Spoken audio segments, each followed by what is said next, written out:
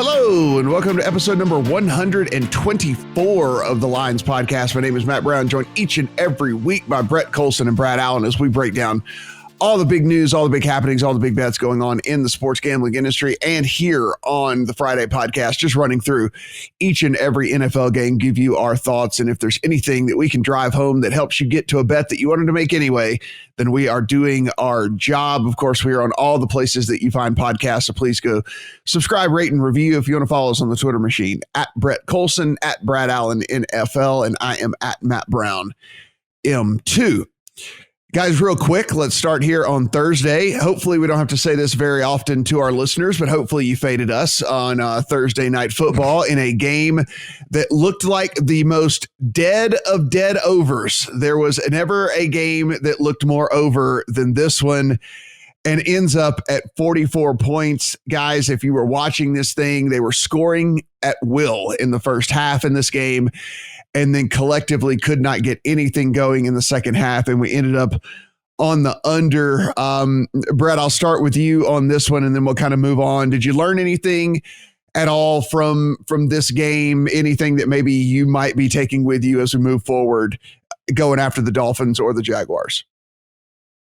Yeah, I learned that the Jaguars are just a pitiful team throwing downfield when they don't have DJ Chark. And that was kind of one of the reasons we liked the over so much, is because they had that element on the outside against these Dolphins defensive backs. But no Chark, they didn't have that guy they could throw to in negative game flow down the field. So, not a team that I'm going to be able to trust when they're getting a big number or you need an over, because it was just a pitiful performance. Maybe Thursday Night Football, I would have felt much better if Fitzpatrick was playing from behind there than Gardner Minshew, for sure. Yeah, Brad, I mean, we were all in agreement on points. We were getting the points at halftime. You almost probably, if you were holding the over ticket, you were almost spending the money. You probably thought that it was going to be good to go, and then just sputtering and long, fruitless drives in that game. And then next thing you look up, and here we go, a final total of 44 in that thing. Yeah, I only watched the first half because that took me to about 3 a.m. here. So went to bed pretty happy with the over ticket. I was a bit concerned at the end of the first half, obviously when the Jags were in that 2-minute drill, and they just could not move the ball whatsoever, and it started to look like, right, none of these receivers are getting separation here, and a couple of blitzes were getting home. And then you're also seeing, Dolphins run the clock down, and they've been playing behind for a lot of the season, so they were slinging it around and playing with pace. But as soon as they got the lead, they really slowed it down from what I could see. So something to take into account if the Dolphins are favourite, maybe going forward, look for unders. I don't know if there's going to be too many games where that's going to be the case. I guess they when they play the Jets, they got them a couple of times. It could be an underlook. Yeah, it was painful the second half. I'll just put it that way. If it was absolutely painful. The other thing painful, I got a beat report a little bit earlier where a guy that I trust pretty well. I've curated a pretty decent list of beat reporters that I trust and national guys as well. And that he said, hey, despite reports, I'm getting reports that it is pretty unlikely that DJ Chark is going to play. So I run to the prop market, take a look. Chenault is sitting at 33.5 receiving yards. And I'm like, all right, this has got to be an over. The increased targets, the increased looks at him. I did at least get in on over 2.5 pass receptions. So that got home, but he finished with 5 for 33 exactly. So I lose that one by half a yard. And that's just how gambling goes sometimes. But that was real fun when I thought I was getting in on what ended up being by far the best number. That thing ran all the way to like close to 50 at a lot of different shops around, and instead landed dead on the 33. And I lose by half a yard. That was pretty much how that game can just be described altogether. That was super unfun, but hopefully we'll have some winners for you guys this weekend. Some of the stuff that we feel a little bit more confident in. So let's kick things off here, guys. Raiders and the Patriots. This is a game that has been incredibly interesting to follow because This number opened, got as high as 6.5, is back down to pretty much 5.5 universally now on this Raiders and Patriots game. Raiders going across the country to visit the Patriots over in Foxborough, a total of 47. Brad, let's start things with you. The Raiders coming off a big Monday Night Football win against the Saints, and then you have this Patriots team that was a yard and a half away from beating a very popular bet in the Seahawks. Yes. So this is probably one of my favourite bets of the week straight off the bat here. We spoke last week a little bit about the advantages for the West Coast team hosting these night games, where the East Coast team, by the second half, it's sort of 10 o'clock on their internal on their internal body clocks, and there's a long history of the West Coast team winning the second half, and we saw that in both of these night games that these two teams were involved with. Raiders, I think, tied at 17 at halftime, went on to win that one by 10.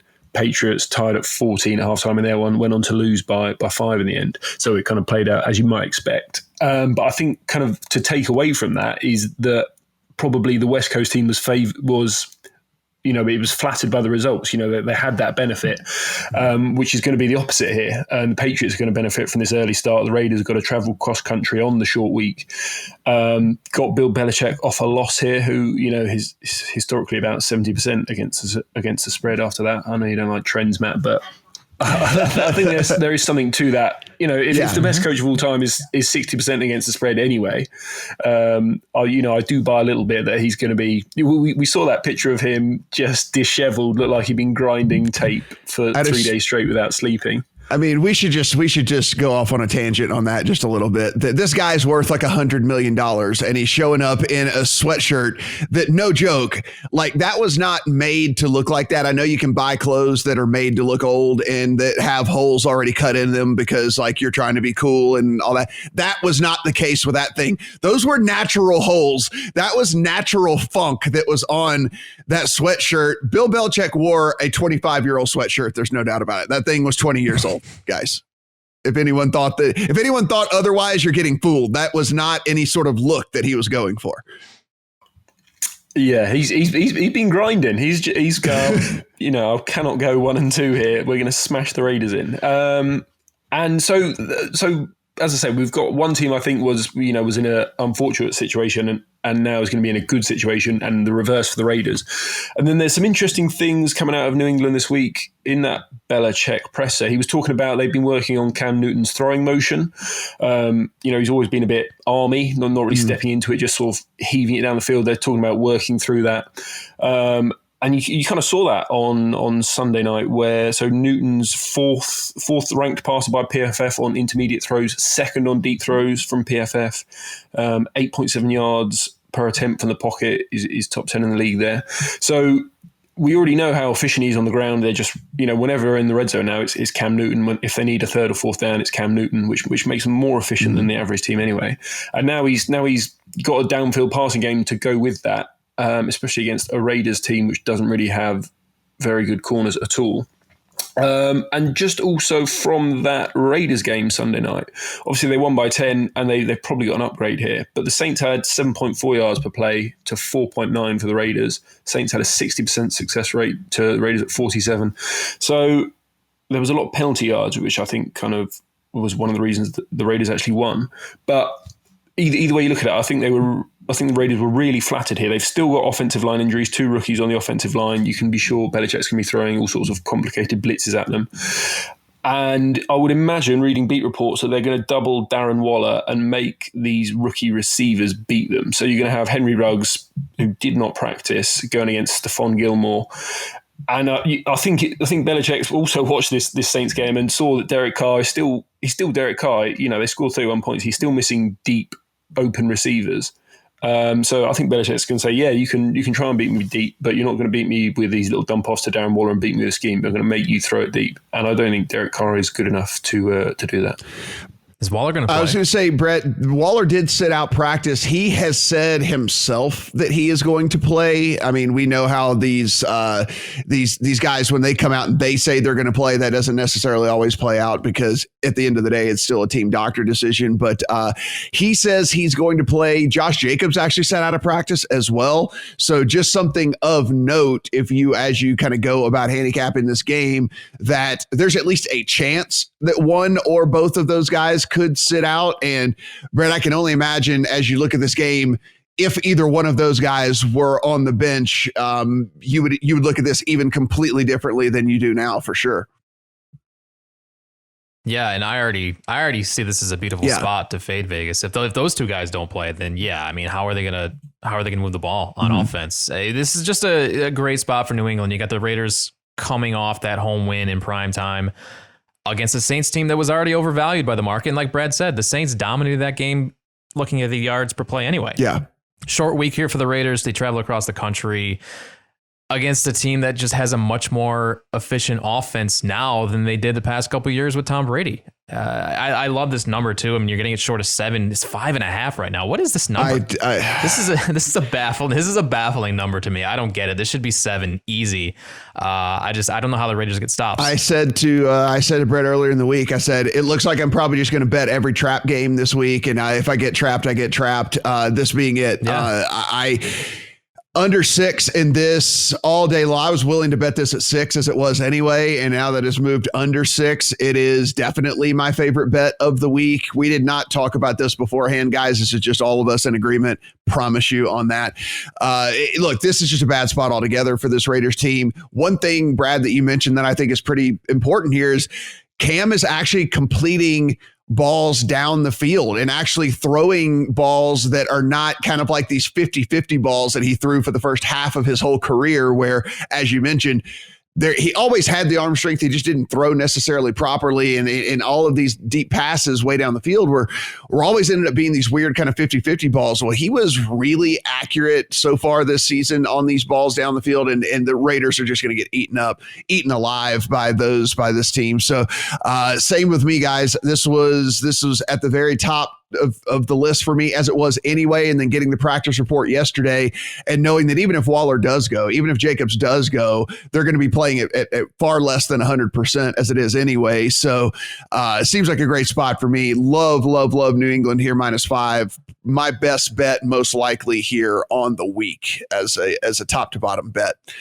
As we do each and every week, Brett, we will go to you for the Bills. Rams traveling to the Bills in this one. If we look over at DraftKings, you're going to find the Bills as 2.5-point home favorites. If we head over to if we kind of look across the board on this one, that seems to be the consensus at this point. This number was one that has been curious to a lot of people. I'm anxious to see what you think about it. It is gotten all the way down to 1.5 at FanDuel, but 2.5 seems to be the consensus line across all the books here in the States.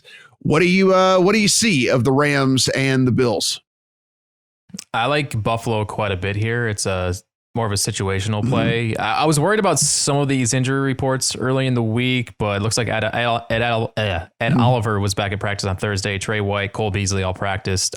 I would like to see one of these linebackers back on the field this week. Milano, Edmonds, their absence was noticeable last week against Miami. They just torched these guys over the middle of the field with Gesicki and Isaiah Ford. But back in Buffalo this week, windy conditions expected again, and I think that plays into the hands of the Bills, a better running football team. They can come at you in so many different ways on the ground. Short of a field goal, I like the home team here. I think the Bills are a better team, and I like the under too. It's been climbing this week, but I think both these teams are going to try to run the football and take advantage of some of these leaks in these defenses. You can run on both these teams. Total sitting at 47.5, Brad. We're looking at Josh Allen. Already articles getting written about Josh Allen being a serious contender for MVP, despite the fact that he has played 2 horrid teams so far. Don't get me wrong. He has looked good. I'm not taking anything away from him there. I'm just saying maybe let's pump the brakes until he plays a team with a pulse, which would be this week in the Rams.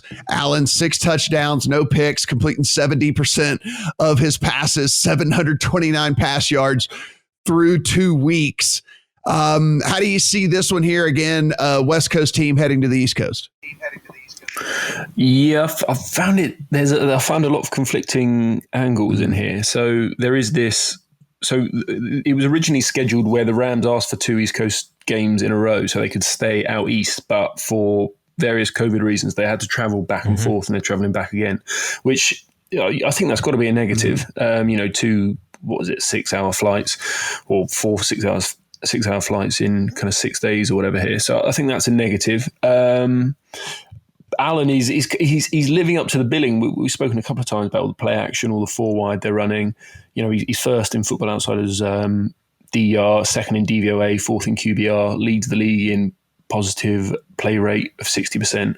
So he is for real, and we kind of seen just adding how much adding a good receiver can affect a player. You think of the Vikings with Case Keenum. When you gave him Diggs and Thielen, he was suddenly an elite quarterback. So I am buying into it somewhat. I'm also backing on the Rams because they're suddenly fourth in success rate, and it looks like the old Sean McVay. And I've been trying to work out all week what's changed because it's personnel-wise, it's very similar. The offensive line is not really new. The receivers are the same. And some things I've found is they're running much less of the zone blocking scheme, and it's much more kind of duos, and I think it's gap blocking in the run game. And the run game's suddenly working, and then obviously that opens up all of the play action again. But then it's a concern that I think they lost their guard, Joe Noteboom. It doesn't look like he's going to play. So I don't know. The other thing I thought was very interesting was NFC West teams. We know this is kind of the brutal division of the NFL. They all beat up on each other.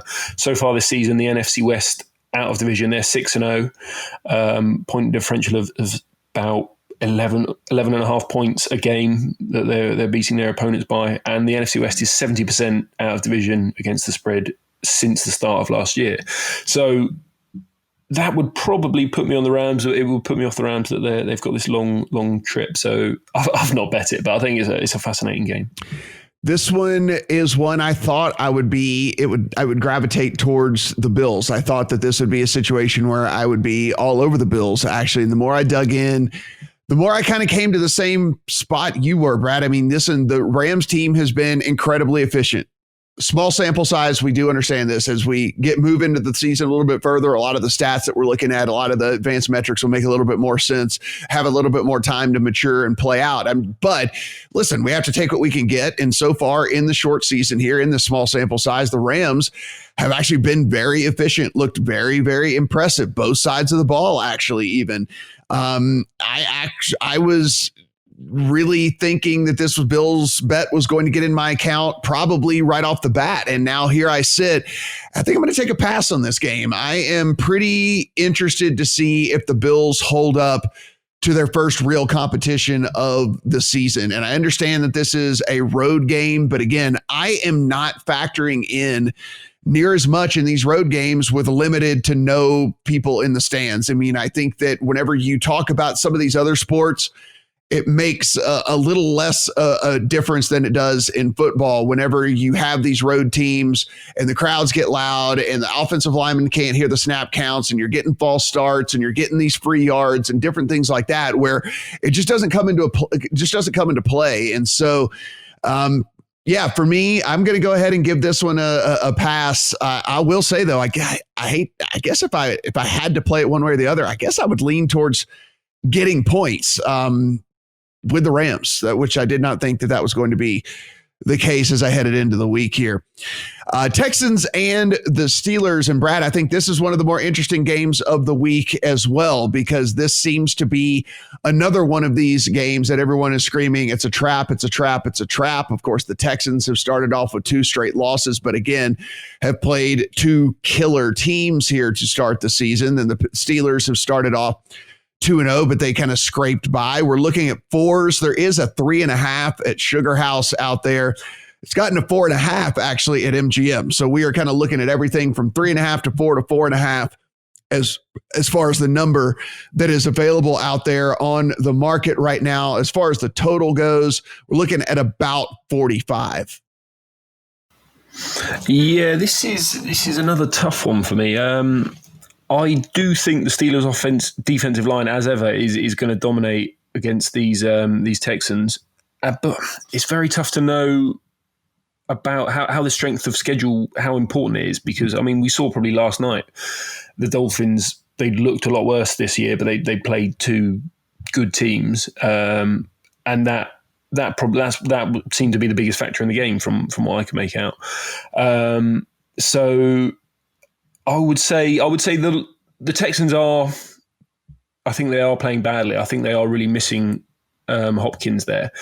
They don't really have receivers who can get open that well. The offensive line is not blocking that well at all. So Watson, he does have a habit of holding onto the ball as well. And I think Pittsburgh, they've also started this year, they're sending a lot more blitzers. Basically, from what I could read, they've realised their linebackers aren't very good in coverage. So they've just started blitzing them. And that means that forces you to block JJ Watt, Bud Dupree one-on-one, and they're just trusting their back end to hold up, and that's really paying off for them this year. They've got, I think, 15 sacks or so, something like that, through 2 games, and just about the best defensive line in the league. So I think they will cause trouble, and then I can see Big Ben just moving the ball as they usually do. So I would lean to the Pittsburgh side here.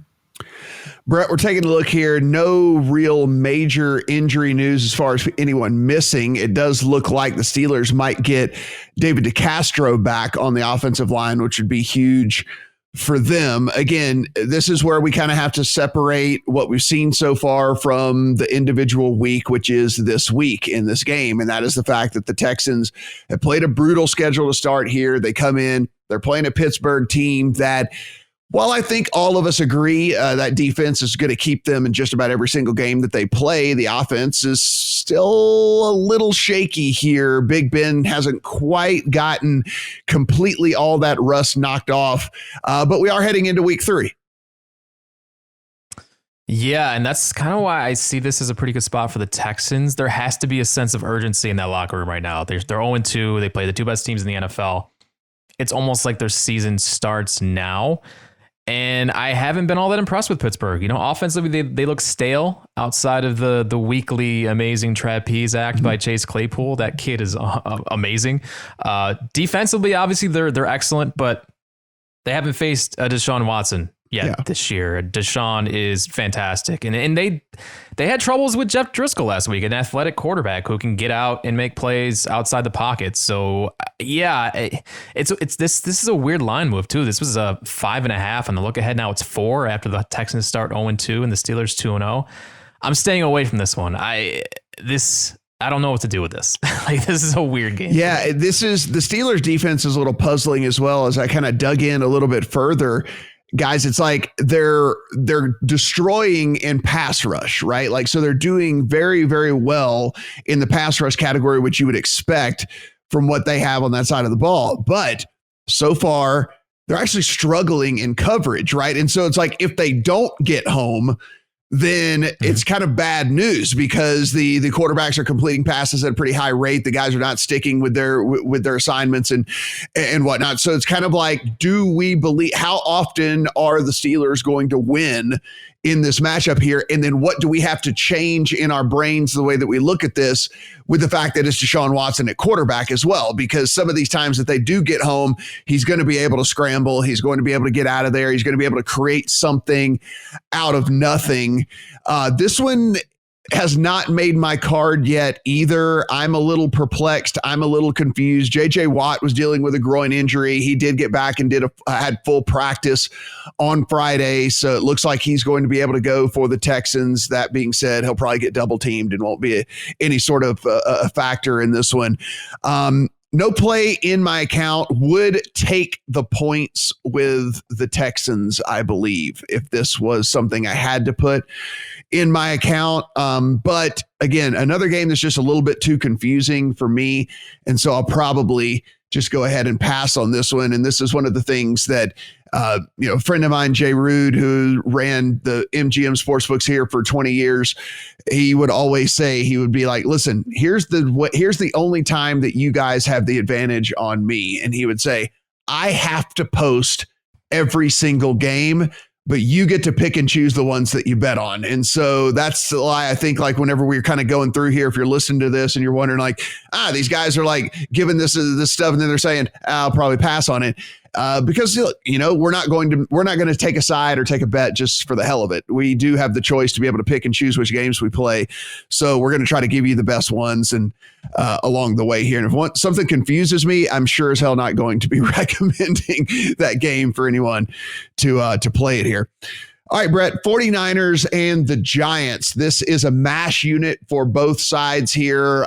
Worse on the 49ers side because they just lost all kinds of key players. Of course, the big marquee injury for the Giants being Saquon Barkley, who is out for the season. Sterling Shepard has been moved to IR with turf toe. Then we can start on the 49ers side. Nick Bosa out for season. Solomon Thomas out for the season. Tevin Coleman is going to be out for several weeks. Dee Ford, we don't know if he's going to be able to play. Jimmy Garoppolo, likely not to play. George Kittle did return to a very limited practice yesterday. He is still not confirmed one way or the other whether he is going to be able to go. Of course, we already know that Deebo Samuel has already been on IR. Richard Sherman already out for the season. So, I mean, there's just like all these injuries on the 49ers side. It looks like we're going to get Mullins at quarterback for them. Pretty interesting situation as we look at this. It's a bad Giants team, but it's a 49ers team missing so many elements. Yeah, this is the scratch your head, look to the sky and wonder what the hell you do with this game. Like, the 49ers, obviously not the team they were 3 weeks ago. This isn't even the 49ers. But oftentimes the market will overreact to injuries. And so maybe there is a little built-in value just based on that. I look at this Giants team and I still see the worst team in the NFC. So them only getting 3.5 against the 49ers is this is another one. I don't know what to do with. I don't know what this 49ers team is going to look like with Nick Mullins. We've seen Nick Mullins play for this team. Was it 2 years ago? And he actually looked good. He was serviceable. Like he's I don't see any difference between him and Jimmy G. So I don't see much of a downgrade there. Bosa is obviously the big one, but a lot of these injuries kind of just offset each other. I don't know. I definitely lean 49ers here because I think there was a market overreaction to some of these injuries. Brad, look, we said, we have at least seen Nick Mullins before. It's not like this is a guy that has not started and played in the NFL. So there is at least that, if we want to bring that to the table and say, okay, this isn't a guy that's completely green. That being said, then you start to look and say, okay, he's not completely green, but who the hell is he going to throw the ball to? Because there's every receiver seems to be nicked up. The only other weapon that they have in George Kittle is, if he does play, is definitely going to be playing at less than 100% in this one. And of course, now, we have seen the Giants without Saquon Barkley before. If you buy into them signing Devontae Freeman as some sort of stopgap and sort of being able to get, be somewhat serviceable for this team, they are catching 4 actually at DraftKings. So you do get a little bit more at DraftKings over there. And we are looking at a total of 41.5. Yeah, I think I would probably take the 4. I think I would have a small bet on the 4. I haven't done it yet. I think the injuries are far more impactful on the 49ers side. Saquon, obviously, he's a great talent, but they almost committed to him too much, like forcing him 15 carries for 8 yards or whatever it was against the Steelers. I think if you hadn't got the second overall pick back there, you'd probably go, right, well, we've had success through the air and with play action. Let's just keep doing that. And I think perhaps that will force them to throw the ball more, because they've also got a ready-made replacement for Shepard with Golden Tate. He can just jump right into the slot there, and they've still got the deep threat on the outside slate, and they've still got tight ends, so they've still got weapons. Meanwhile, for the 49ers, I don't know if they're going to play Kittle, because it was a huge storyline this week that the 49ers were unhappy with that turf at MetLife. I think there was 5 lower body injuries in that game. They were complaining on Twitter and stuff afterwards, complained to the league. The league inspected it and said it's fine. But, it just feels to me like they don't want to be there this week. Like, they're not going to risk George Kittle again if he's got a dodgy knee as it is. They're not going to send him out there and say, you're going to be fine, pal. It feels to me like this is, let's just get through this game. Let's get out of here. And we're going to regroup and play again next week. And so they lost 70% of their pressures from last year. That was the real strength of this team. So suddenly you're not going to be able to rush the passer the same way you did. You don't have the secondary that you did with Sherman out there as well. Your linebacker, your key middle linebacker, he's out the season. So this is just not recognisable to me. And I think the Giants they've been fine. They've been good enough that I would back them getting 4 points against it's almost a replacement level 49ers team at this point. It makes me feel gross to say it. I mean, it really does. I backed them last week. It worked out. I kind of feel like I got maybe a little bit fortunate there. I can't believe I say that I'm going to say that I'm going to play the New York Football Giants 2 weeks in a row. But damn it, I'm going to play the New York Football Giants 2 weeks in a row. I don't believe that the drop off that we're going to get from a rushing standpoint for this Giants team is going to be that noticeable, because they weren't getting anything out of the running game as it was so far throughout the course of the early season as we are anyway, right? I mean, they were actually kind of relying on the pass game, which is crazy to say. And I'm with you. I believe that, look, yeah, sucks that Sterling Shepard isn't going to be out there, but there's still enough people and enough weapons on that team to be able to move the ball through the air here. And I just don't know what the 49ers are going to do from an offensive standpoint here. I don't know how this is going to be able to be moving the ball up and down the field at a consistent basis with a completely new cast of characters that are going to be on the field. You're going to give me 4 points. I'll take it. I've heard a couple of different people say they're even going to tease this thing from the 4 to the 10, which I would not hate that at all. I think at a game that's only got a total of 41.5. So if you're looking at, kind of how if you ever play teasers, a situation where if you're catching 10 and there's only going to be 42 points scored, projected to be scored in the game anyway, then it's pretty easy to play a 10-point teaser when there's only 42 points scored in the game overall. And anyway, pretty tough for any team to blow another one out in a 42-point game. So don't mind that if you wanted to go about it that route. That said, I'm going to be backing the Giants yet again, and I can't believe that I'm saying that. It feels gross to say, and it probably might be the last time that I say it the course of this entire season, but here we go. Let's ride the New York Football Giants for one more week here. Brad, we talked about some weird lines, and this is one of the ones I think that stood out the most to most people. I was getting texts from friends of mine. I have talked about this on other programming that I have done. I would have expected this thing to open at more than a field goal. I would not have been surprised for this thing to open as high as 4. The Tennessee Titans on the road at the Minnesota Vikings. And again, we're doing this on the road thing. We've talked about it ad nauseum, so I'm not going to say it each and every single time, but on the road at the Minnesota Vikings as only 2.5 point favorites at DraftKings, actually only 1.5 points over at Sugar House right now. It has moved to the 3 at FanDuel. It has moved to the 3 at BetMGM, but the 2.5 is still there to be had at DraftKings. It's still there to be had at PointsBet. And like we mentioned, the 1.5 there at Sugar House. No doubt about it, the Minnesota Vikings have looked like one of the 5 worst teams in all of the NFL as we enter this season, as we enter, week 3 here in the 2020 season. And the Titans, look, they hadn't been blowing the doors off, but they've looked at least pretty decent. What did this number, when you looked at it, did it look as curious to you as it did to me, or am I just overreacting here? It was the one that leapt off the page to me. It was the first thing I bet Monday. I make my own numbers through my power ratings, and I had this above 3.5, and just no real idea. As you say, everyone I spoke to about this was just like, well, it's got to be at least 3. And I was like, no, it's 1.5 or 2.5, and I can't see how it's correct. I suppose the biggest concern, we'll get to the concern first before I go into why I like it, is there is some a couple of injuries in the Tennessee Titans cornerbacks. We're not entirely sure who's going to be out there, and obviously, we saw that the Jaguars went up and down the field on them last week because of that.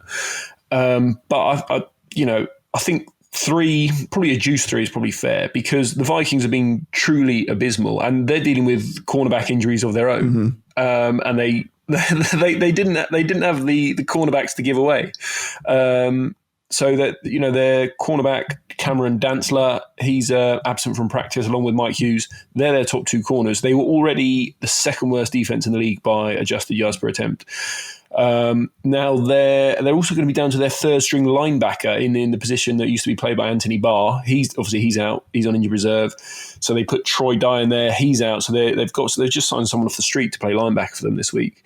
Then offensively, if through the first three quarters, if we strip out garbage time, Vikings got the worst offense in the league, worst passing offense in the league. Cousins has got a 31% uncatchable pass rate in the first three quarters, third worst mark in the NFL this year. Just this team is like a 5-win team as far as I can see. And the Titans are kind of who we thought they were, a 9-win team. Tannehill's come out. He's been efficient as he was last year. The play action is still working. Henry's still chugging away. So I think they're kind of as expectation. But I just don't think the market's caught up. For so long, the Vikings were every year 10-win team. Zimmer covers the spread the whole time. But we know how young the back end of the defense is, the corners specifically. And Xavier Rhodes, when he went to the Colts this year, he said it's so much easier to learn because Zimmer's scheme is very complex. And I think it's fair to say that they haven't learned it yet and they're not executing it. And yeah, I can see the Titans having a lot of success here. So, Brett, we take a look at this. And I mean, everybody, it's very obvious when you look at the offensive woes, you just watch the team. They're not putting up points. They're not moving the ball. They're not getting first downs. But then you look on the defensive side of the ball and they've been almost equally as bad. If you look at the Dave ratings, which are over at Football Outsiders, which blends kind of the preseason thoughts with what they've seen so far, 22nd overall defense. If you just look at the straight DVOA, 23rd rush defense in the league, they're sitting there at 20th. And, so we're looking at a defense as well that is playing well below league average, that is towards the bottom of the league in some other categories. Their pass rush very, very low according to Pro Football Focus, down at 28th. I mean, there's nothing to like about this team at all. There's like nothing that you can point at and say. And so again, another one of those plays where it's going to be a prove it week to me on some of these teams. And same deal, Brad. This was the very first bet I made this week. It's in my account. I still feel good about it. I don't care at all about people saying like, well, the number's not moving. So there's people. Yeah. Well, you know what? Prove it to me, Minnesota Vikings. Prove it to me that you can actually be one of the better football teams in the league. And if you can, then whatever, I'll lose my bet. But Brett, convince me otherwise unless you're on board with us here. This is another game I'm not touching, but I actually do lean Vikings on the number if you can get 3 or even if it climbs higher. Like the Vikings stink, but this has been established, but the Titans haven't really proven anything to me yet either. Both these teams are 0-2 against the spread, but one of them 2-0 in the real standings. And I feel for that reason, the Titans are being overvalued in the market right now. They barely escaped last week against Jacksonville. And did we watch Jacksonville on Thursday night? Not a good football team. So, I mean, I expect the Vikings to kind of get back to basics this week, get Dalvin Cook involved. They just paid this guy $64 million and he only has 26 carries through 2 games. A lot of that is game script dependent, but this team has thrived for years running the football, and the passing game isn't there without Stephon Diggs. So slow the game down, find your rhythm at home, and you can run on the Titans. That has also been established. So, yeah, if you can get 3 or 3.5 in the Vikings, I would lean that way. But yeah, I'm not touching this one. It does look like A.J. Brown going to miss again this week. That bone bruise typically takes a few weeks before guys get back out there. Corey Davis going to have to kind of carry the load there on the wide receiver side of things. Maybe live up to that billing that everybody was so excited about a long time ago. The Washington football team at the Cleveland Browns. Brett, this is a Browns team that it does not seem like whichever way you and I decide to bet on them, they are going to let us down one way or the other. So 7.5 point home favorites. You can actually find a couple of 7s out there as well if you wanted to get down on them at that number. About 45 is what we're looking at on the total in this one. Is this a get right spot for the Cleveland Browns?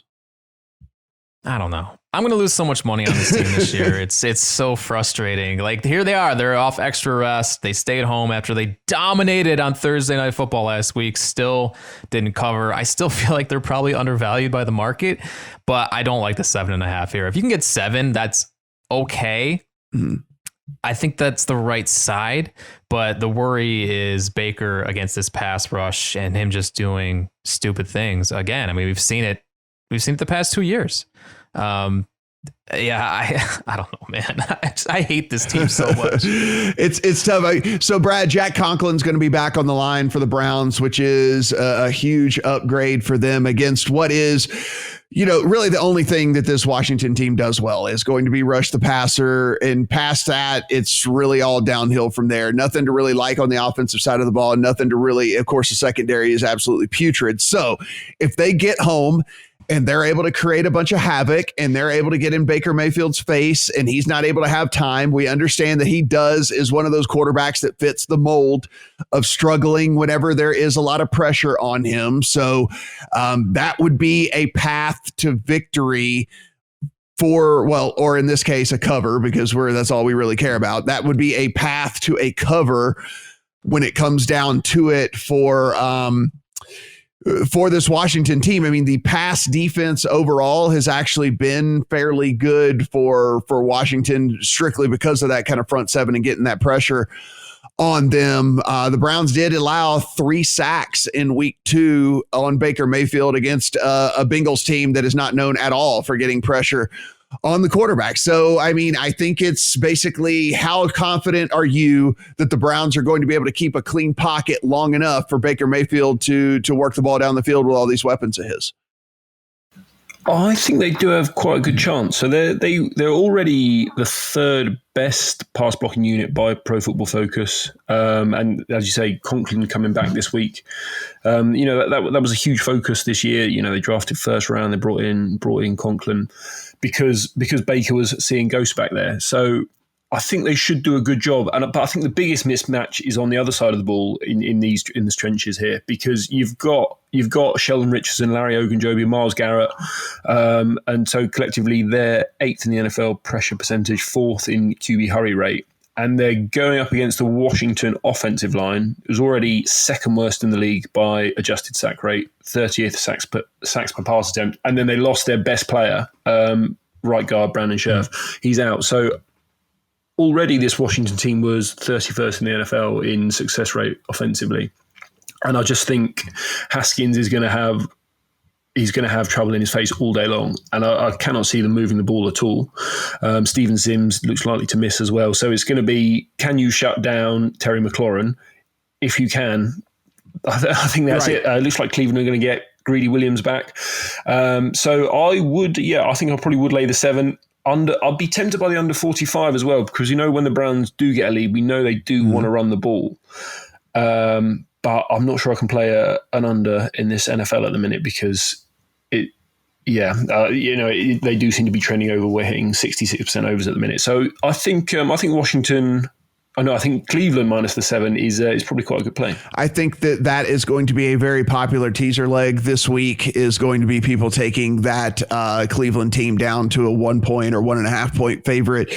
Not really anything. It's not in my account. Maybe it could, I could be interested in getting in on that. I do think they win the game. How big they win the game is the real question here, which is why I also think a lot of people will be probably either opening or closing a teaser with this Browns team on this one. Guys, I do believe that they'll have some success here. I just get worried about backdoor covers when we're looking, and again, with a team that does have a receiver in McLaurin that we've seen so many garbage time yards and so much garbage time stuff put up, which makes it a little bit hard for me to pull the trigger on this. Might end up in the account, might end up as a teaser leg. I don't know. I get this thing as I dig in a little bit further, but as of right now, nothing in the account for me.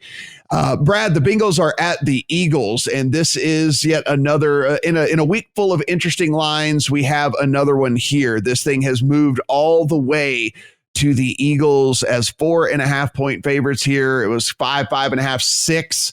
Now it is all the way down to 4.5 on the Eagles at home against the Bengals. Of course, some news did come out, which I don't know why it would maybe have moved anything here. Jalen Reagor is going to miss a few weeks for this Eagles team with a thumb injury. It's that kind of same tear that Drew Brees had to miss some games with last year. That's what he's going to be dealing with.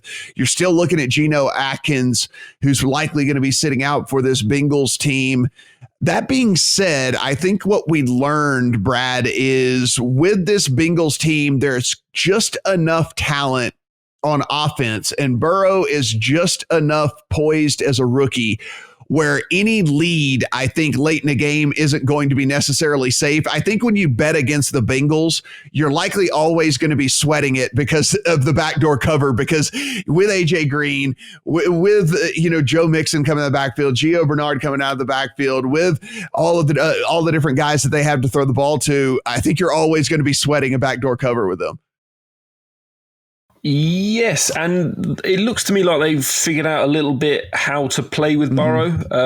They went to empty sets. I think we spoke about this before the Thursday game last week. But in the end, they went with, he had 61 dropbacks, and they went with empty, 21 out of those passes.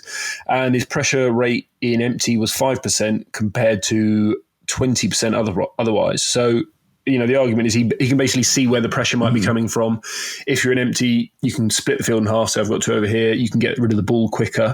And he played a lot of that at LSU, did Joe Burrow. So he looks a lot more comfortable like that. And that could help negate the Eagles' pass rush because they probably do have that advantage in the trenches. But they also have really bad safeties and linebackers. That's what the Rams went after last week. They basically ignored Darius Slay on the outside, left him on Robert Woods, who got like 12 yards or so, and just went after the interior, the safeties and linebackers with Higbee, and they cooked them. So the Bengals' strength is on the outside, really, though, isn't it? It's Green, Eifert's long gone. It was Uzama who's injured, so I don't know if they're going to be able to take advantage of those weaknesses in the same way. But then on the Eagles side of the ball, Wentz is in all sorts of bother. He's got the second worst completion percentage over expectation. He's only better than Dwayne Haskins, and he's 32nd in total QBR through 2 weeks. So he's really struggling back there. He should have it easier this week, obviously, against this Bengals pass rush, which was missing Geno Atkins, and we saw how good they made Baker Mayfield look last week. So we could expect Wentz to rebound a little bit. All of which to say is there's quite a lot going on here, and there was nothing that pointed me in a specific direction. The one where I might look is possibly the over. We saw Eagles are already passing second most in the league if we account for situation, and we've seen the Bengals are perfectly willing to let Burrow drop back 60 times and sling it around, and so that might lead me to the over. The concern is Wentz, but as I say, I think he's probably he's got to be better this week. We know he's not suddenly the worst quarterback in the league. If he's not getting any pressure on him, then I think he should be better. So possibly the over 47.5 if I was forced to bet. Brett, peel back the curtain a little bit here. You and I talk a lot on Slack. I said to you, I was like, I feel like this 6 isn't going to last very long. I'm going to get a 6 in my account here on the Bengals, and then we'll kind of evaluate later in the week. Well, the 6 is no longer there. It's long gone, sitting at 4.5. So I do have a Bengals 6 in my account. Carson Wentz, if you look at Pro Football Focus, he is 32nd out of their qualifying quarterbacks in passing grade, 30th in yards per attempt, 31st in passer rating. He is last in percentage of passes charted as accurate. He also has more turnover-worthy plays than any other quarterback in the NFL. So if you didn't like him already, let me give you those stats to make you really, really hate him here. Look, I took the 6, I think, for a lot of different reasons. One, I don't like what the Eagles have going on. I think we saw that last week. They have no playmakers. They don't have anyone to get the ball to. Desperately missing Alshon Jeffrey is just a solid, reliable chain mover. Like, they don't have that in a wide receiver on this team. A solid, reliable, go get me 9 yards when I need 9 yards. They just do not have that with this team here. So even if the Bengals get down, I am actually not really all that concerned that they won't be able to come back and get me within that 6 number. But that 6 number is long gone, so we're dealing with 4.5 now. What do you think of the 4.5? Yeah, I do like the Eagles quite a bit at the current number. Not a core play for me, but I do think they will be able to manhandle this offensive line and give Burrow some fits with this number 2 pass rush in the NFL, according to PFF.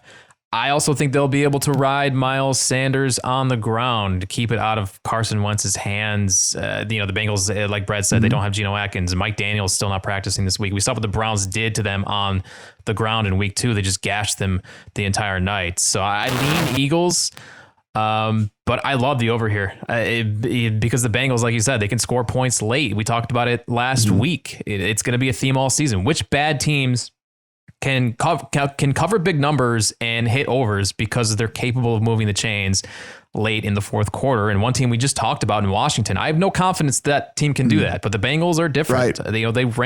They ran way above expectation on fourth down last week to get that backdoor cover, but I do trust Burrow to be able to make plays late in games, and that's terrifying if you're trying to fade this team getting big numbers, or you've got an under. So. Green, Boyd, Ross, Mixon. There's just like so many different ways they can hurt you late in the game, especially when you're getting soft coverage and things like that. So that's kind of where I'm at on that one. And, at 4.5 might be a different story for me, but at the 6 was something I was willing to take. Bears and the Falcons. We all know how this went for the Falcons last week, the improbable onside kick that they were able to get. The Bears were, the Bears are the Bears. I don't really even know what to say of this team. They're 2-0, 1-1 against the spread. I still hate this team to high heaven. Brett, convince me otherwise. I don't know. It's going to be the squarest play of the week, but I mean, I like the Falcons against this Bears team. I understand that this is the proverbial trap game and everything like that, but I think my opinion could definitely change. That being said, if Julio Jones is not going to play in this game and he is not trending in the right direction, which is probably why I don't have a Falcons ticket as we sit right now. So my favorite play of the week is actually the Bears. All right. I do not understand why the Falcons are getting all of this love in the market after they melted last week. I get that they're the sexy offense, but no, I mean, Julio Jones questionable. Offensive line is a triage unit right now. They might be missing key defensive players. Ricardo Allen and Dante Fowler questionable. Meanwhile, the Bears have the cleanest injury report in the NFL right now. How are the Falcons going to protect Matt Ryan in this game against Khalil Mack and Robert Quinn? And it's funny because the Bears are a team that I would typically want to fade here after starting 2-0 with some. I mean, that week 1 win was a fraud, but this is, situations matter. If you can get the Bears plus 3.5, that's my play of the week. You can also get them plus 3 at even money at FanDuel. I like that. And I like them on the money line at plus 160. I think the Bears are a great spot this week. Brad, we have as we said, we do have a team coming off of a historic monumental collapse. We do have a Bears team that is riding high. I mean, at the end of the day, they don't care how they get the wins. Wins are wins. 47.5 is the total. People might look and say, well, what in the hell how's this 47.5 when you have a Bears team as the other half here? But we know that the Falcons put up points regardless, wins, losses, whatever it is. They're able to put points on the board here. What do you think about Brett's analysis here that a 3 in the hook on the Bears is one of the better bets of the week? Yeah, I think I like it. Like when we spoke last week, we were against the Bears. We thought Trubisky might be overrated, but he was actually a lot better than you probably would have thought last week. He earned an 80.2 Pro Football Focus grade against the Giants. That was his best since week 12 of the 2018 season. He had a couple of key drops, one for a touchdown, one for a key third down, which is why they didn't move the ball that effectively. But if Trubisky's playing better, if he's a bit more willing to run, this Bears offensive line, again, this is top 5 by Pro Football Focus. We know about the defense, and we know that the Falcons have got offensive injuries, and so suddenly you've got a strong defense, you've got a strong offensive line, and you've got a quarterback playing well. And to me, health is key, especially this year. I think they should probably be 2.5 rather than the 3. So if you can find the 3 in the hook, I think that is a good bet. I'm with Brett. Yeah, like I said, I can't pull the trigger on the Falcons despite that being a lean for me with this Julio Jones thing up in the. I understand he wasn't a big contributor last week, but like on the weeks where Julio doesn't have the box score, the fact that he's out on the field and running routes and getting as much attention as he does is what helps out all these other guys. And there's typically another guy that has a huge box score. In this case, it was Calvin Ridley, right? I mean, so not having Julio out there, despite the fact that people might look at the box score and say, what are you talking about? He only had 2 catches. And and he did drop the big, he dropped the big touchdown pass and all that. But having him out there is just such a huge factor for this team that really their only path to success is to outscore the other team, because they are not their defense is never going to be anything that keeps them in games if the offense isn't clicking. So to miss such a massive piece of the offense in Julio Jones, with that being a question, it's going to be something that it's a sit, wait and see for me. Nothing in the account right now. Like I said, slight lean towards the Falcons because, again, we're talking about, Trubisky's played well and it's been okay. But, again, we also have to look at quality of opponent there as well, right? I mean, we are talking about the Lions. We are talking about the Giants, 2 of the worst secondaries so far through the NFL. So I'm not ready to kind of crown him as making any sort of leap or being even a serviceable quarterback in the NFL quite yet. Jets and the Colts, Brad, this is the biggest spread of the week, might be one of the bigger spreads of the year, because this Jets team is absolutely horrible. They are 11.5-point dogs on the road at the Colts, despite the fact that the Colts hadn't looked all that good either in this game, in this season so far, and they're going to be without a lot of people. I mean, Jack Doyle's going to be out. Paris Campbell is out. Malik Hooker is now out for the year. The Colts, another one of these teams that low key has been hit by the injury bug as well in all this. And yet here they are entering the week as 11.5-point favorites. Yeah, this one is interesting. This is a huge mismatch again in the trenches on both sides of the ball.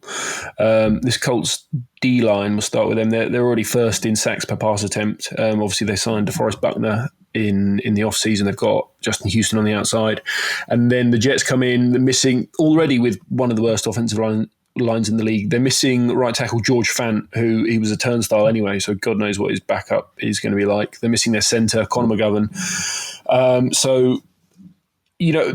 There was a lot of memes floating around Twitter throughout the week of DeForest Buckner just throwing Vikings offensive linemen aside and destroying the quarterback. And I think we're going to see a lot more of that. And then on the other side of the ball, the Colts offensive line, again, is one of the best units in the league. And again, the Jets' defensive line is pretty much non-existent. It's bottom 5 by most metrics I'm finding here. So if you look at kind of, if you look at ELO models or anything that uses success rate or anything with a strong preseason prior, it's not buying that the Jets are suddenly the worst team in the league. And it would say this should be under 10, this line. But I am not buying it personally. I could not back the Jets. They have been absolutely awful. Just against the Niners last week, they had 200 yards against a Niners team missing all of its best players until the very last drive of the game when they went 80 yards. So the play I like here is if we think the Colts can control the game, I don't really want to just ignore the numbers and that kind of thing and lay 11 with possibly not a good team. So I quite like the under 44. Mm-hmm. So I think if the Colts do get up, they are gonna run the ball. That is who they want to be. We know that. They've got Jonathan Taylor. They were 6th most run heavy team last week when they were controlling the game. They're going to do more of that. And the Jets game last week, there was that 80-yard run to start it off. There was that 80-yard drive at the end in garbage time to take that over the total in the end.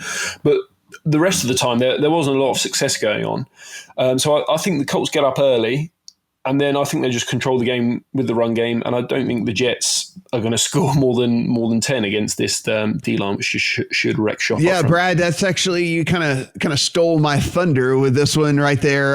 You can actually find the hook over at BetMGM, so you can get 44.5 over there, which is where I went ahead and got that in the account. Same feelings here. One, I don't think the Colts should be laying 11. And if I had to play a side, I would play the Jets. I'm not interested in either one though, because would it surprise me if the Colts put it all together and won this thing by 3 touchdowns? Not really at the end of the day, because the Colts are so poorly coached and really can't do anything on the offensive side of the ball. But I'm just going to play off their deficiencies and on the offensive side and play the under as well. Brett, what is there any further analysis really in breaking down a game with an 11.5 point spread with two teams that have been maybe less than stellar to begin the season here? Well, if I'm laying 11.5, I need an offense that can light a defense up, and that's just not how the Colts operate. Especially, I mean, this is a running football team. That's but at the same time, like, how do you bet the Jets? Right. That's what I'm saying. I can't do it. I should. Everything lines up and it says I should, and I just can't do it. Like, if they fall behind, how are they going to score point? Who is Sam Darnold throwing the ball to? Yeah. There's no Crowder this week. Like, Braxton Berrios is wide receiver 1. I don't know. I don't want to watch this game. I want to just forget that this game exists. This is just a terrible. Maybe you have an opinion on the Panthers and the Chargers. The Panthers without Christian McCaffrey, of course, that being the big news. The other big news being that Tyrod Taylor's lung was punctured by a team doctor, and Justin Herbert trotted out on the field for the Chargers last week and just proceeded to go for 300 yards on a rushing touchdown and look like he's the second coming here. So here we are. It looks like we're going to get Herbert again this week, Brett, and maybe for the rest of the season if he continues to play like he did last week. That said, it is still difficult for me to put my trust in a raw rookie quarterback who, while he did flash last week, I don't think he's ready for the NFL game yet. And he's laying 6.5 against a pro football team. It's like some of what I saw from him was excellent. And he does get a dream spot here against this Panthers defense, but I don't think Anthony Lynn is going to unleash this kid in this spot against this defense in a game that he has circled as a win. Like, he has to have this circled as like a game they have to win. And if you're laying a touchdown, you've got to be able to move the ball through the air and score points quickly. And running straight, which is probably what they're going to do here with Kelly and Eckler, just doesn't do it for me. So, I mean, you had a low total here, 43.5. The Panthers have playmakers.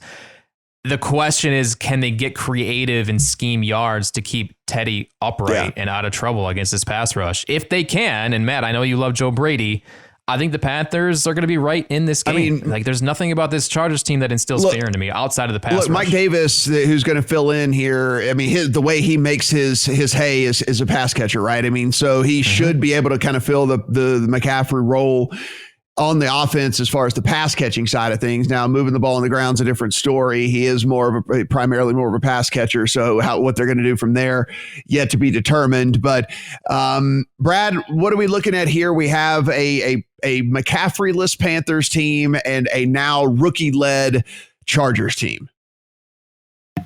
Yes, this is another interesting one. So I think it's fair to say Herbert was probably flattered by his performance last week. PFF had him as the third most turnover-worthy plays last week. And it's important to remember that, obviously, the Chiefs, he was put in during the anthems, basically.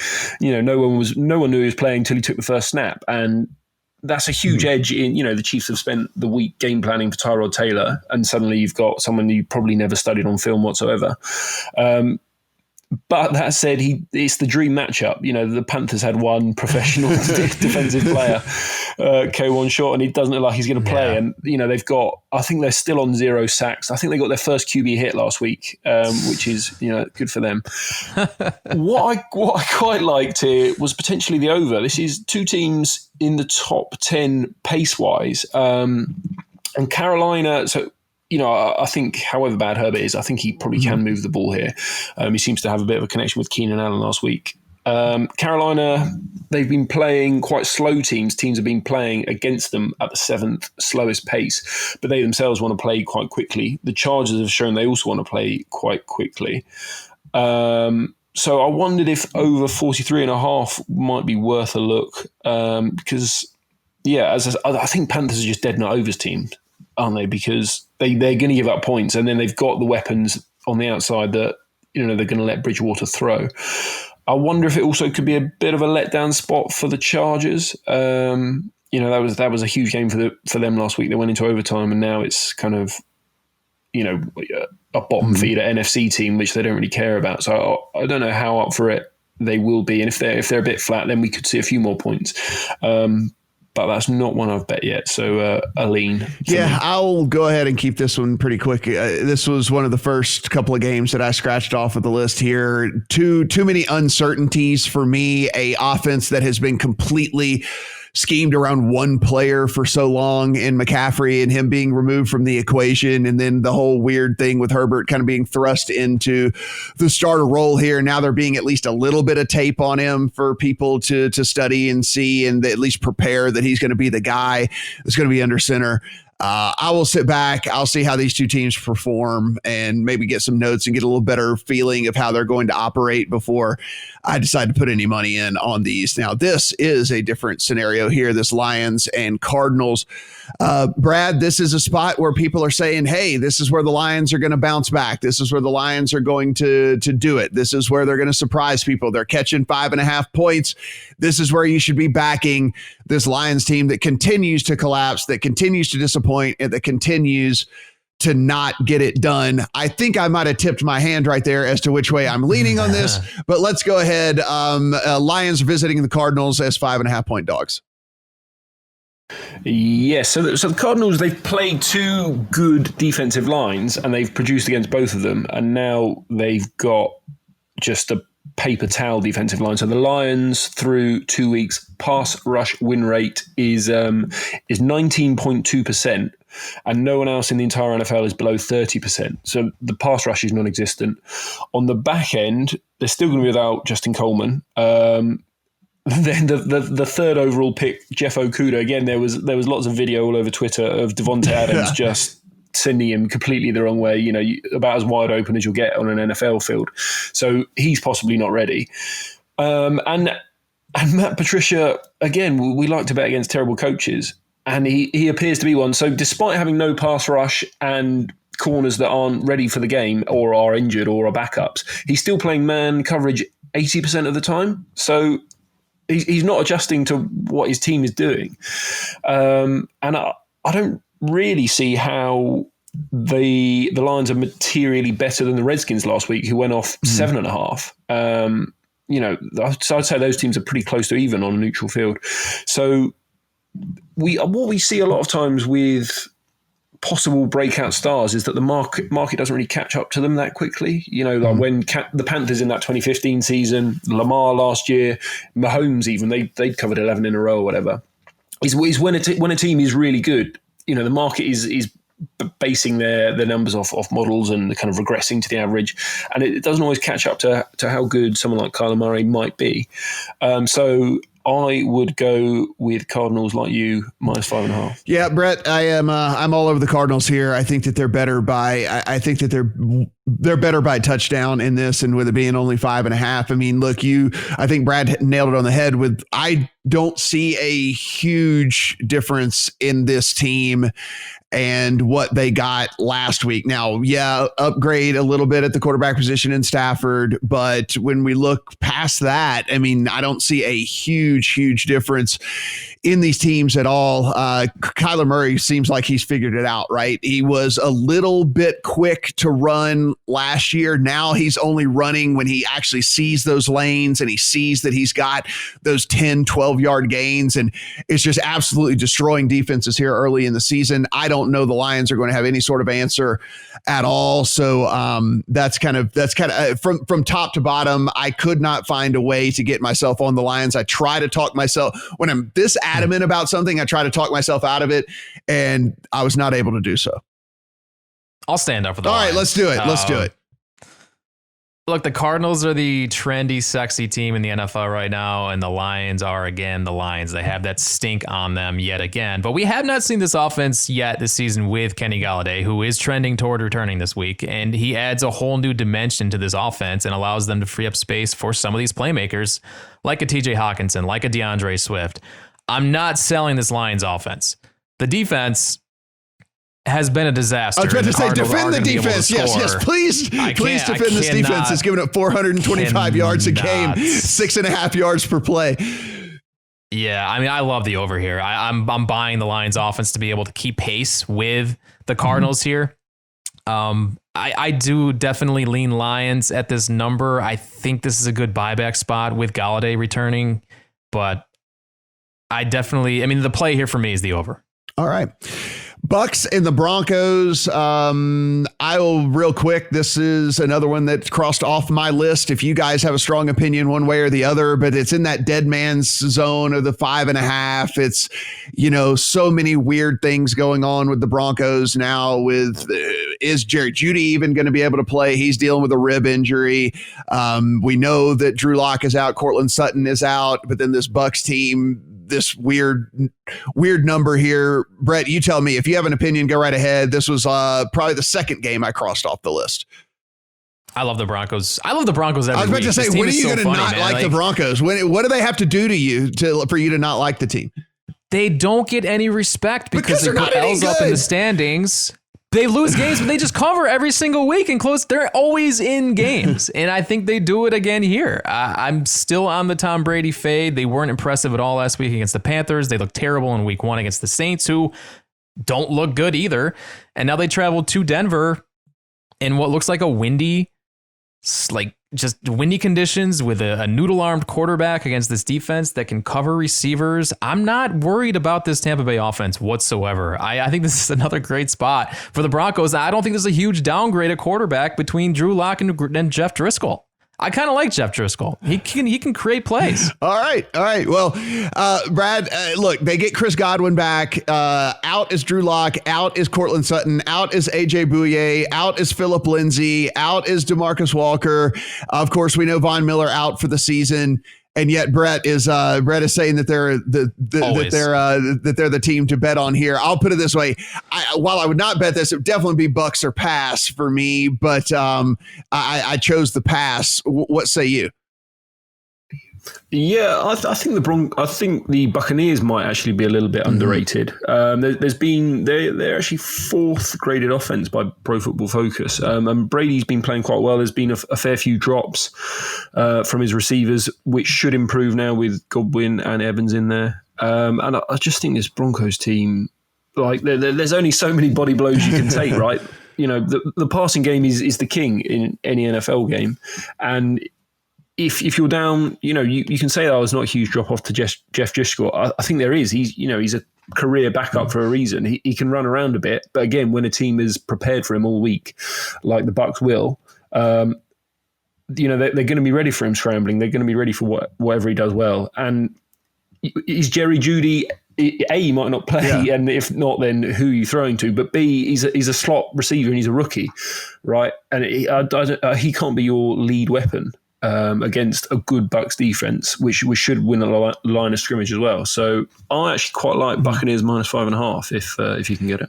Cowboys and the Seahawks. Cowboys on the road at the Seahawks. They are actually catching 5 points in this one. Brad, this is a Seahawks team that has started off impressive. That being said, was one play away from losing last week. This Cowboys team, of course, we know the improbable comeback after the miracle onside kick. This is a game that people are going to gravitate to. They're going to look and see the Cowboys catching points here, or they're going to look and see the Seahawks number at less than 6. And this thing is going to get some action one way or the other. And I think people are going to have pretty strong opinions one way or the other. No huge injury news one way or the other, really. Bruce Irvin, I guess you could say, for the Seahawks is going to be out for their defense. So Bruce Irvin being gone could be considered some pretty huge news. But how do you see this one going here? Cowboys on the road getting 5 points. Man, I wish this total would stop going up because it's up to 57 at a lot of places, and I want to back the over, but there's got to be a point where you stop. So I thought there was a key injury here, so I thought this was an interesting stat. The Cowboys have one cornerback who grades above 99th at the position, who is Chidobe Awuzie, and he's out this week. So they have no cornerbacks in the top 100 at the position, which seems a bad recipe against Russ, DK Metcalf, and Tyler Lockett, who just cooked the best defensive backfield in the league.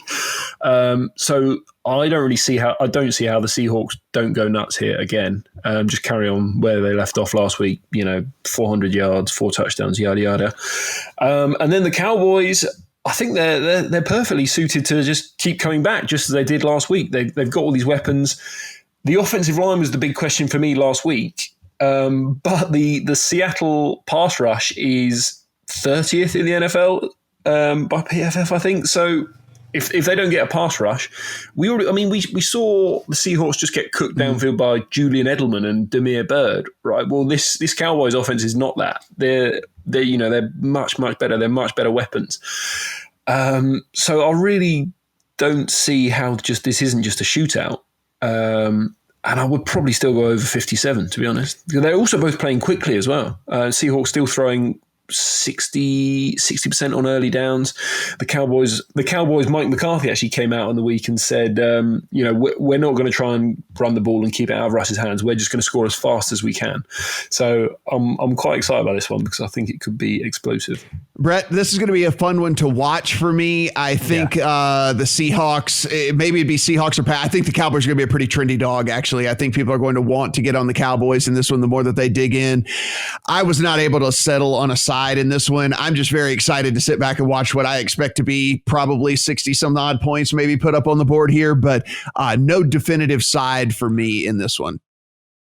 Yeah, another Cowboys game with a dead number, another Seahawks game with a dead number. I'm staying away from it. I continue to have a poor read on the Seahawks. I guess they're just a top 5 team every single year, and I want to fade them every week, and I have banned myself from doing so until they start losing football games. Like I want to lean Dallas because these injuries up front on the offensive line aren't going to be taken advantage of by the Seahawks pass rush, like Brad said, but I do think there's going to be a lot of points in here, but this is just going to be sit back and watch, enjoy. Yeah, it's going to be a fun one. Talking about another one here that it's going to be tough for me to give analysis on because there's just so much uncertainty. It's this Packers and Saints game. Brett and you and I were talking about this before we got on, and really at the end of the day, it's hard for us to give proper analysis on them when we don't know if the two best players on the field are going to play or not. And that's kind of where we sit right now with Michael Thomas and Devontae Adams. Both are up in the air as to whether they're going to play or not. And so, Brett, we could be trying to break down a game where the two most integral parts to each offense might not be playing. So for me, I'm going to sit back, try to get an injury report here on Friday, see if there's more to dig into and more to assess. But I don't want to give a whole big spiel here for something that might change in 4 hours. Like one of these guys could definitively get ruled out or definitively get ruled in. And then, the whole thing changes for me.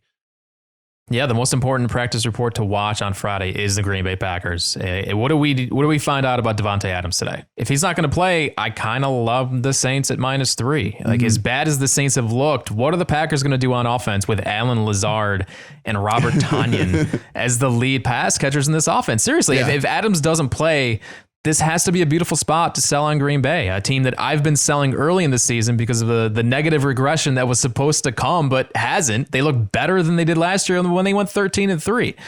Even if Adams plays, he's not going to be 100%.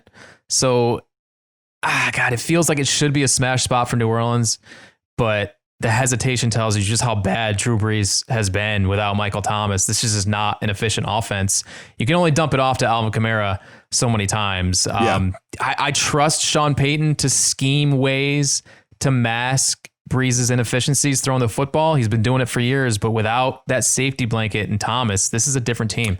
So another one where I'm just like, I have no idea. It's same, like you said, it's the most important injury report. This is what I'm going to be watching. Brad, you could have gotten a hook on this thing a little bit earlier in the week. It is now a flat 3, despite the fact that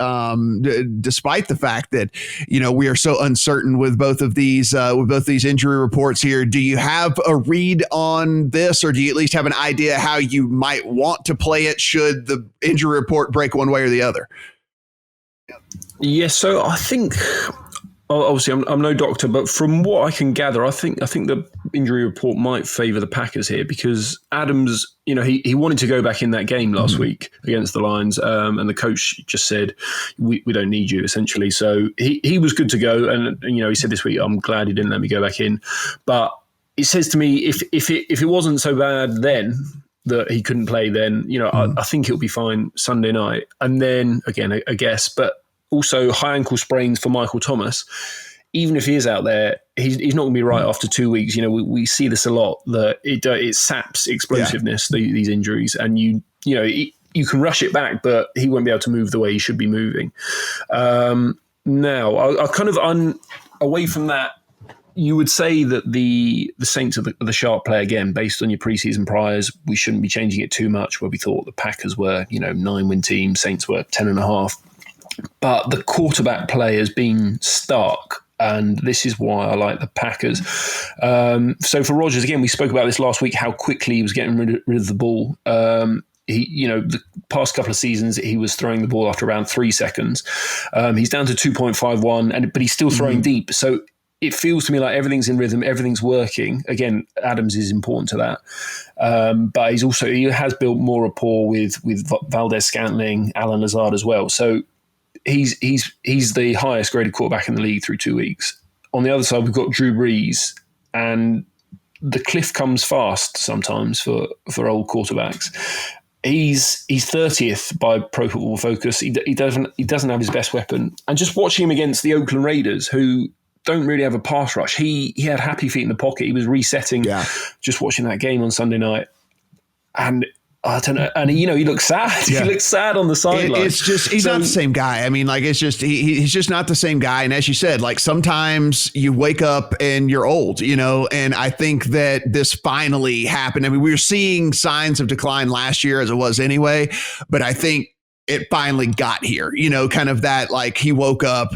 He's old. He's not the same guy.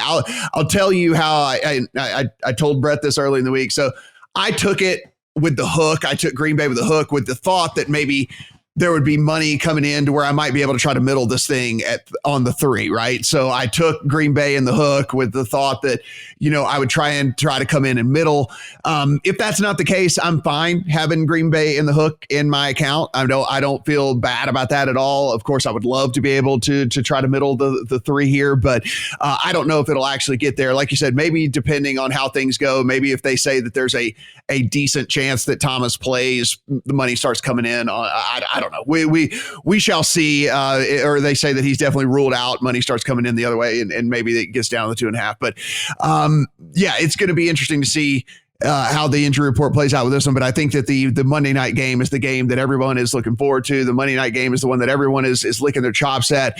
3.5 right now. The Ravens favored against the Chiefs. And guys, I'll just go ahead and say right out of the gate here, I am on the Ravens in this game. I think that the Chiefs are going to draw a lot of money and a lot of attention in this game because it's the Chiefs. It's the returning Super Bowl champions. It's them getting the 3 and a hook. But I mean, if you dig into what we've seen so far from this Chiefs offense, it has been less than spectacular. It has certainly been underwhelming. And a lot of that has to do, and don't get me wrong, I think that the guy is certainly phenomenal, but Patrick Mahomes has missed a lot of open throws, and he has tried to make some throws where he could have set his feet that he didn't. If you kind of rewatch these games, I'm not going to the whole thing. He's buying into his own hype, or I'm not talking bad about Patrick Mahomes. I'm just saying sometimes fundamentals get away from you when you are as talented a guy as Mahomes is, because you can do things other people can't. And he's missed some pretty easy throws. He's thrown some stuff behind guys that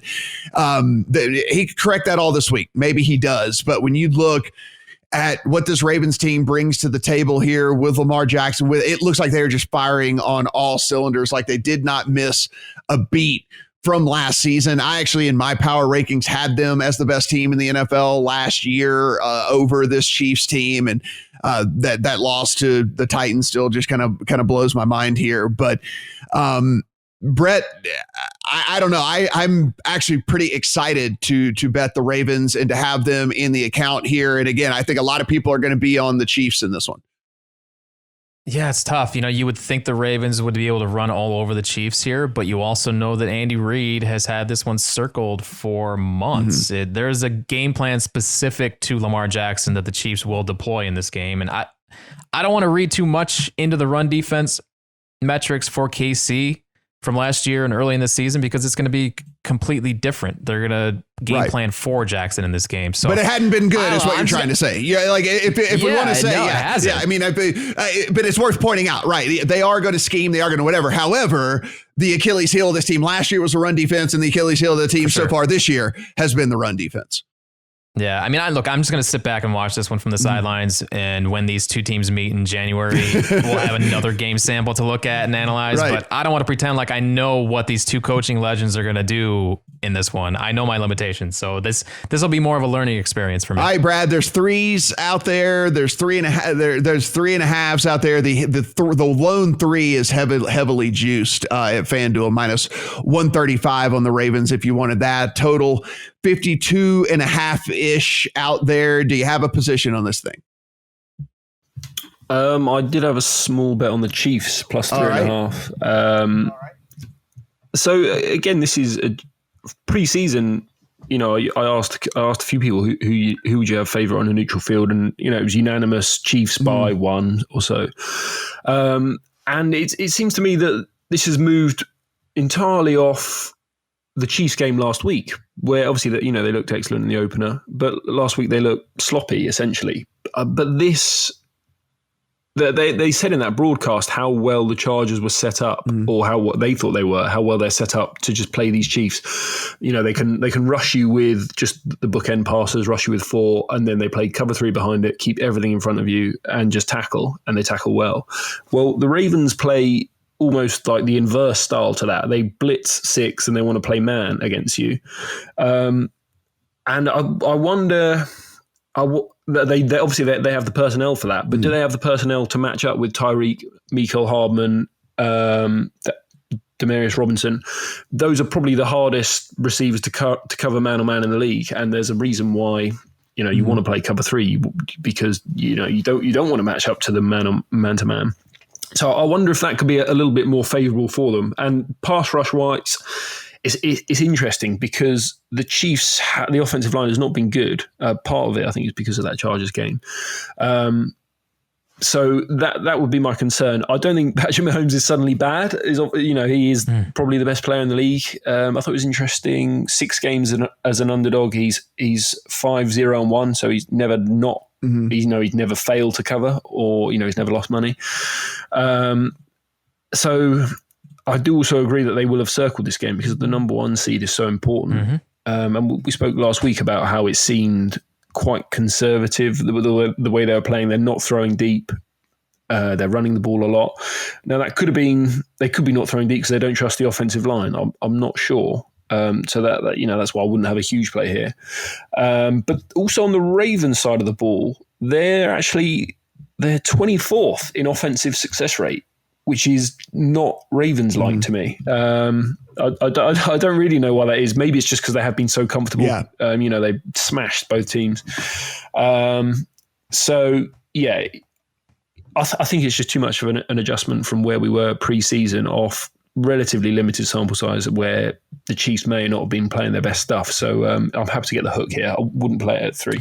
Yeah, the total is pretty much right on for me. I don't have any sort of play when I've run this, different scenarios here. It always kind of falls within that 2 to 3 point window, something like that. So I don't think that there's an edge to be had in that one at all. But guys, hopefully we have another good and profitable week this week. Hopefully we bounce back, talking to Mr. Colson over there. Hopefully we bounce back and come back off the schneid and we're able to come here in week 4 and give you guys some good picks as well. So as always, head over to thelines.com. Be sure and check out all the breakdowns and everything over there. And if you need an account whatever state that you're located in, head over there, because we cannot stress enough having multiple accounts, how it can help you out. Because we picked lines and totals and things on this podcast from several different sites right here. So be sure and get the best number and the best line that's out there.